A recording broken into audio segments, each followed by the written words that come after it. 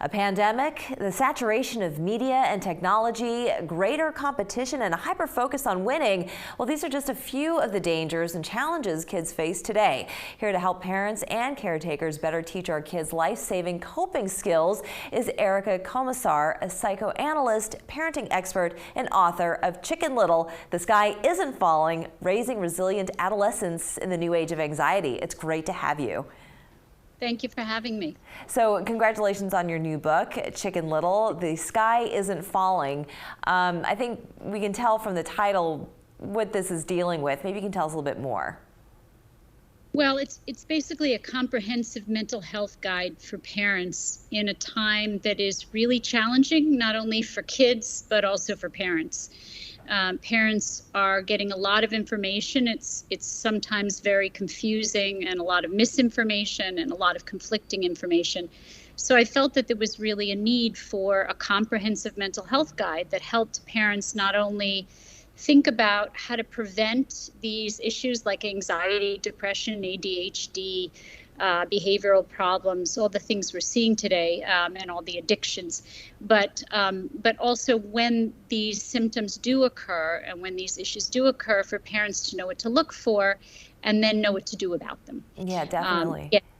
Addressing all the misinformation out there. Right, and there is a lot of it. And I think the easier we have access to information, the easier it is to get a lot of bad information. That's right. Right. Let's talk about some of those challenges. I mentioned some, you just mentioned some as well.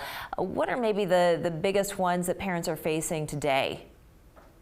Well, you know, I wrote this book before the pandemic. And the reason I wrote the book, too, is because there is an epidemic of mental health issues for children and adolescents, not only in the United States, but in the world at this moment in time. And in America, it's something like 1 in 5 children before they leave childhood will suffer from some form of mental health issue. Anxiety has a statistic of about 30%. Depression has over 30% of children will experience some form of depression. And the suicide rates since 2007 have tripled. And that actually is higher now. The statistics have come out. Wow. So that was happening before COVID. You could call COVID an amplifier of these issues. But really this epidemic was occurring before COVID. So I tried to keep the two a little bit separate, saying that COVID has really just taken the lid off of everything. You could say that what's happening is a perfect storm.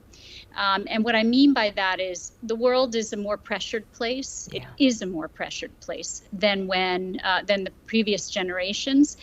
There's more academic pressure. There's more job pressure. There's more choices than ever before.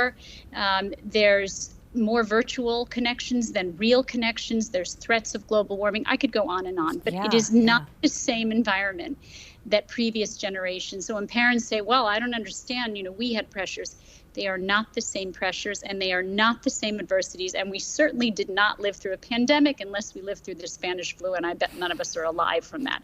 So, so the idea is we have a more pressured environment. Plus, many of our children and adolescents are going into their adolescence more vulnerable. And the reason for that is there are more attachment disorders than ever before because of the way we raise children today. What do you mean attachment disorders? What would that look like? We know that emotional security, which is the foundation for mental health, is built upon something called attachment security.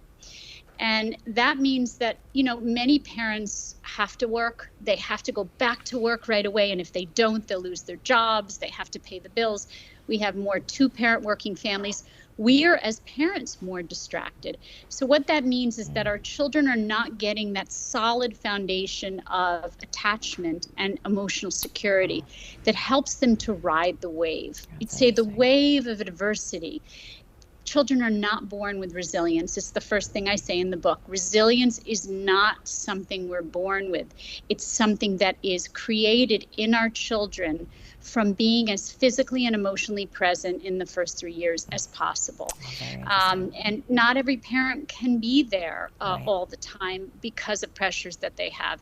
So the book really addresses why adolescence is what we call the second critical window of development, where parents have another opportunity if they may have missed the first window, which is 0 to 3, to help re-secure their child. Fantastic. Chicken Little, The Sky Isn't Falling, Raising Resilient Adolescents in the New Age of Anxiety. Fantastic book. I want to thank you so much for joining us.